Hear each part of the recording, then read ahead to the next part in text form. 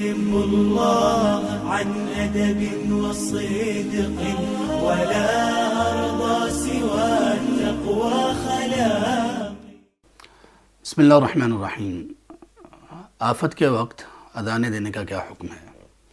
دیکھیے، سب سے پہلے تو یہ بات ہے کہ لوگ خوف و ہراس میں مبتلا ہیں، اور جب بندے کی یہ کیفیت ہو کہ وہ بہت ڈرا ہوا ہو تو وہ کسی بھی موقع کو ہاتھ سے ضائع نہیں جانے دیتا جو موقع اس کے گمان کے مطابق اس کو خوف سے، آفت سے، مشکل سے، تنگی سے یا بیماری سے بچانے والا ہو.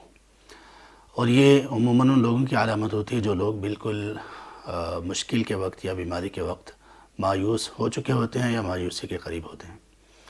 تو اس لیے سب سے پہلے تو لوگوں کی اس کیفیت کو سمجھنا چاہیے کہ وہ لوگ مشکل میں ہیں، اور ان کے لیے رحمت کی دعا، عافیت کی دعا یہ ہمیں کرنی چاہیے، اور ہمیں اپنے لیے بھی یہ دعا کرنی چاہیے. دوسرے نمبر پر یہ ہے کہ ہر مسلمان کو یہ چاہیے کہ وہ ایسے حالات میں اللہ کی طرف رجوع کرے، اس اعتبار سے کہ وہ اپنے نفس کو پاک کرے، استغفار کرے، توبہ کرے، اللہ کی طرف پلٹ آئے. اور اس کو کرنا کیا چاہیے ایسے حالات میں؟ اس کے لیے وہ اہل علم سے رجوع کرے، اور ہر ایک مسئلے کے متعلق وہ علماء سے دریافت کرے کہ کیا یہ مسئلہ واقعی ہی ایسے ہی ہے یا نہیں. جہاں تک اذان دینے کی بات ہے آفت کے وقت، کسی مشکل گھڑی کے وقت، تو یہ یاد رکھیے کہ ایسی کوئی بھی بات، کوئی روایت، کوئی حدیث اللہ کے رسول صلی اللہ علیہ وسلم سے ثابت نہیں ہے. آپ کی سیرت طیبہ میں کوئی ایسی رہنمائی نہیں ہے کہ آفت کے وقت اذان دی جائے اور اس کی وجہ سے آفت میں خفت ہو جاتی ہے، یا آفت میں تخفیف ہو جاتی ہے، یا آفت وہ دور ہو جاتی ہے. ایسا نہیں ہے. ہاں، البتہ کچھ جو روایات اس سلسلے میں پیش کی جاتی ہیں ان میں ایک روایت ہے جس کے الفاظ اس معاملے میں صریح ہیں کہ جس بستی میں اذان دی جائے تو اس میں آفت نہیں آتی، یا اس سے آزمائش کو دور کر دیا جاتا ہے. اس طرح کے کچھ الفاظ ہیں. تو ایسی کوئی بھی روایت اللہ کے رسول صلی اللہ علیہ وسلم سے ثابت نہیں ہے. کوئی ایسی آتھنٹک روایت ہمارے پاس موجود نہیں ہے.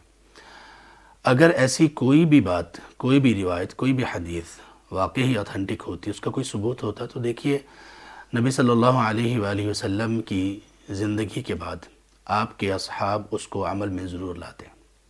صرف اور صرف خلفائے راشدین کا ہی دور دیکھ لیجئے جو کہ 30 سالوں پر محیط ہے، اور ان 30 سالوں میں مسلمانوں پر بہت بڑی بڑی آفات، بڑی بڑی آزمائشیں اور بڑے ہی کٹھن مراحل آئے.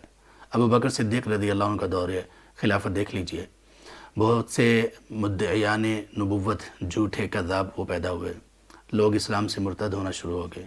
عمر رضی اللہ عنہ کا دور دیکھ لیجئے، اتنا لمبا دور ہے اور جنگوں سے بھرپور ہے، اور اس میں 18 یا 19 ہجری میں غالباً تعاون امواس، جس میں ابو عبیدہ بن الجراح امین الامت رضی اللہ عنہ وہ شہید ہو گئے، معاذ بن جبل رضی اللہ عنہ شہید ہوئے.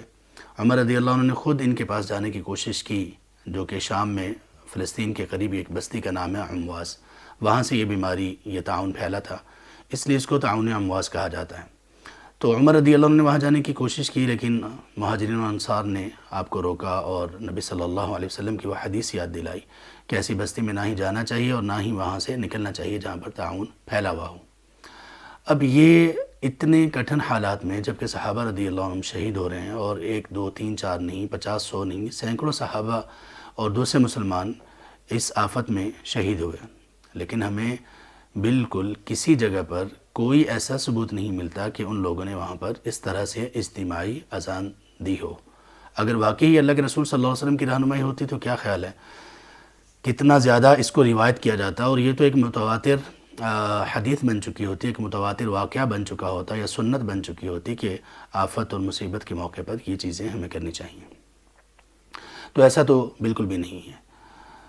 تو ہمیں یہ بات بھی سوچنی چاہیے، ذہن میں رکھنی چاہیے کہ اگر اس اذان کا مقصد، اس اجتماعی اذان کا مقصد یہ ہے کہ ہم اس آفت سے نجات حاصل کریں، تو جو 5 اذانیں پہلے سے ہو رہی ہیں کیا وہ کافی نہیں ہیں؟ وہ بھی تو اجتماعی اذانیں ہیں. شاید ہی کوئی لمحہ ایسا دنیا میں گزرتا ہو جس میں اذان نہ ہو رہی ہو مختلف ممالک میں. اور سبحان اللہ، اذانوں سے زیادہ ہمیں نمازوں کی ضرورت ہے. اپنے فرائض ان کا خیال کیجئے، گھروں میں جماعت کا اہتمام کیجئے، اللہ کے لیے تہجد اشراق کا اہتمام کیجئے، اس چیز کی ہمیں ضرورت ہے، گڑ گڑائیے اللہ کے سامنے، اللہ کے حضور، اور یہ چیزیں انشاءاللہ کافی ہیں۔ جب ہم اس طرح سے اللہ کے سامنے گڑ گڑائیں گے، استغفار کریں گے تو انشاءاللہ اللہ تعالیٰ کی رحمت لازم آئے گی، اللہ کی رحمت اور اللہ کی طرف سے آسانی یہ لازمی آئے گی، یہ اللہ تبارک و تعالیٰ کا قول ہے اور اللہ تعالیٰ کا اپنے بندوں سے وعدہ ہے۔ اس لیے صبر سے کام لیجئے اور رہنمائی حاصل کیجئے قرآن اور سنت سے اور اہل علم کے ذریعے سے، انشاءاللہ تمام باتوں کا ہمیں پتہ چلتا جائے گا۔ اللہ تبارک و تعالیٰ ہمیں اس آفت سے جلد نجات دیں۔ بارک اللہ فیکم۔ شوقي قد مزجت به رجائي على خوف فمن خوفي مذاقي